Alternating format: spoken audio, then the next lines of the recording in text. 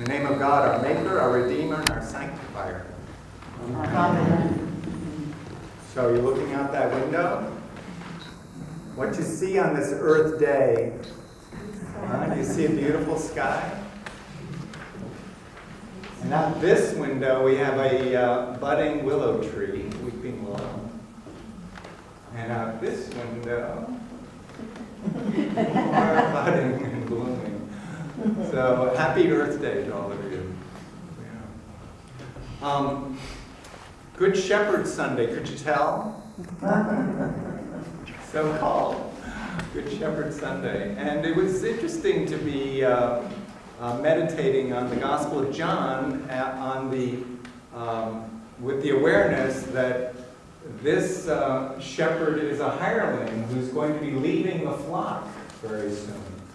I'm getting ready to retire at the end of this year.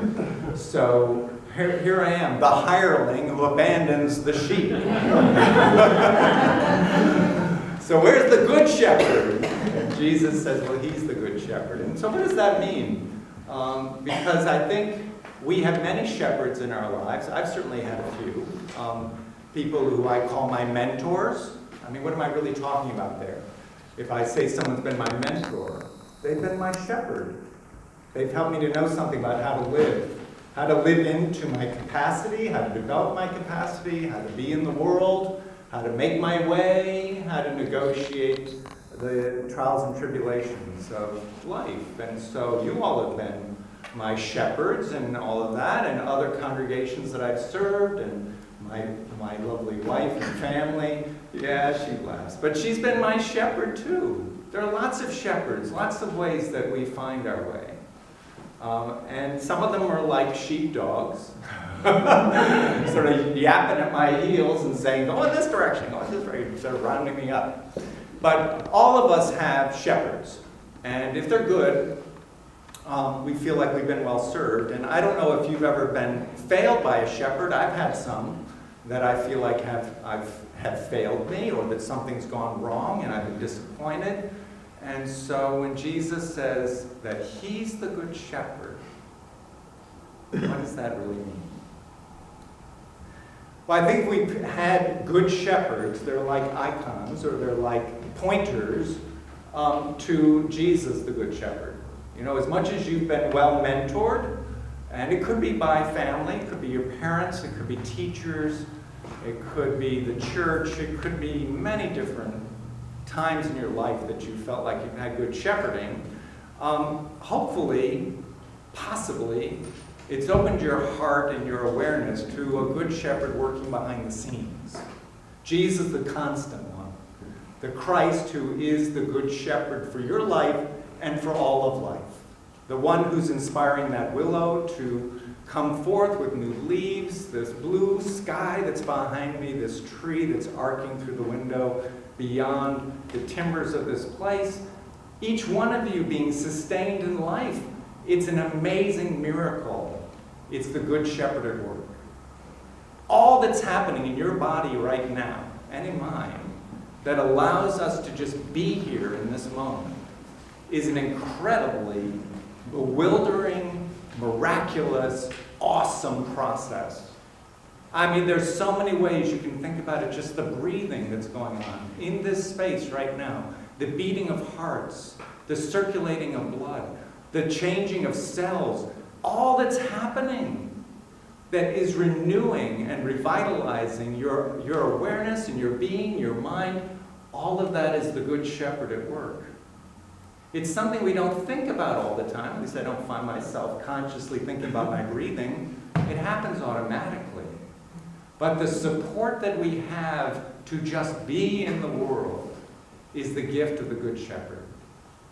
The trust that we could have in that, the relaxation that we could enjoy in knowing that no matter what happens in the circumstances of our lives, that there is one working behind the scenes, in the scenes, with the scenes, in all things and through all things, who is the Christ who is sustaining you and me, bringing new life, always. In the midst of death, new life is brought. That we know that Christ is renewing again and again life and the earth. And so what is our relationship to the earth? I mean, there is so much that we can do that we know damages the earth, so much that generations before us, the generation we're in, has done, is doing, that damages the precious earth. And this is just something we know to be true. And yet the earth patiently, consistently works to renew itself, to sustain itself, and there's the Christ working, and then working in all of us to have a conscience and a care for this earth that we're a part of. This earth that sustains us, upon which we walk, upon which we breathe, within which we swim, the enjoyment, the nourishment that comes to us from the earth. And again, we don't think about it very much. But there's the Christ at work all the time, renewing the earth and bringing forth from the earth what we need. And in spite of all we've done to defeat that, it still continues to nourish and sustain us. It's a testimony to grace. And so with gratitude for the earth, we care for the earth and we love it. We, being awakened to what it means to be nourished and supported by the earth, we respond with care. And we give generously back to the earth. We have a bucket of 10,000 plastic forks waiting for the time when we can recycle them. We will not use them, because to use them would be to throw them away. But we will hold on to them and sustain them and save them for the day when they can be recycled. So when did Earth Day begin? It began on April 23rd, 1970. I'm looking at Mary B. because she knows. Whatever it says on it. Oh, on what? Whatever it says where? Oh, here, on the Providence Journal front page. From April 23rd, 1970. There's a radio flyer being pulled by a little girl. And who's that little girl? Anybody know? Providence Journal, the first Earth Day, 1970. John, do you know who that is? Elizabeth. Oh. And she's got her flexible radio flyer. Jane has one too, but but hers is only 2 years old. But Elizabeth's would now be quite an old flexible flyer, and it was full of garbage. She'd gone, her hand is full of flowers. She's got dandelions in her hands, blooming. But the little flexible flyer is full of garbage that she's collected off the grounds of the University of Rhode Island. And the Providence Journal used that photo to celebrate the first Earth Day. Now look at all that's bound up in that picture. I mean, it really is an icon through which life breathes. I mean, there are the halls coming at us, right, through Elizabeth. There's Elizabeth in her 4-year-old self, 3-year-old self. There's someone who naturally gets what it means to treasure the earth. She's carrying dandelions. And they get a bad rap. But she saw the beauty in them and held them dear. And then she collected garbage off the earth to clean and care for the earth in this natural response. And she had fun doing it too. She put it in her little flexible flyer, her radio flyer there, and carted it around. So there was a playfulness. There was an eagerness. There was a joy in being alive and in the world and caring for the world.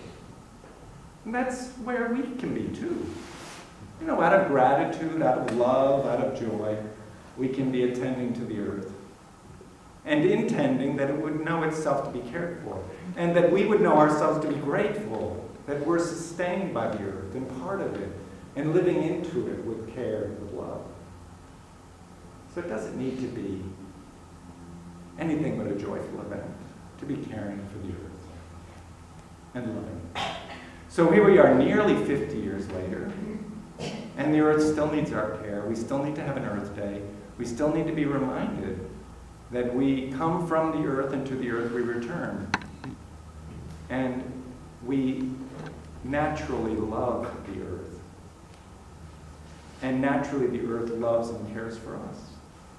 So it's a relationship of trust and of grace. And we continue to need to be reminded that the Good Shepherd is working in and through all things, through each one of you and through me. And is guiding us to be loving and careful of one another and of the earth. And that as much as we get hurt and failed by our mentors and our guides, that there is one guide working through it all who does not fail, who does not abandon, who does not let us go. That one keeps working gracefully to support you in your life, in all of your capacities, to shine through your life in a way that's unique to how you've been gifted. And you're being called out into the world to share that. The Good Shepherd supporting it, renewing it, enlivening it. So we have an art show today that's of that theme. Nature and structure, I think is how it's called.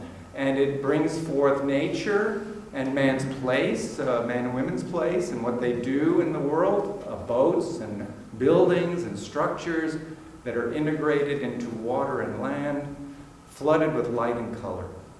So I commend it to you. It's our coffee hour.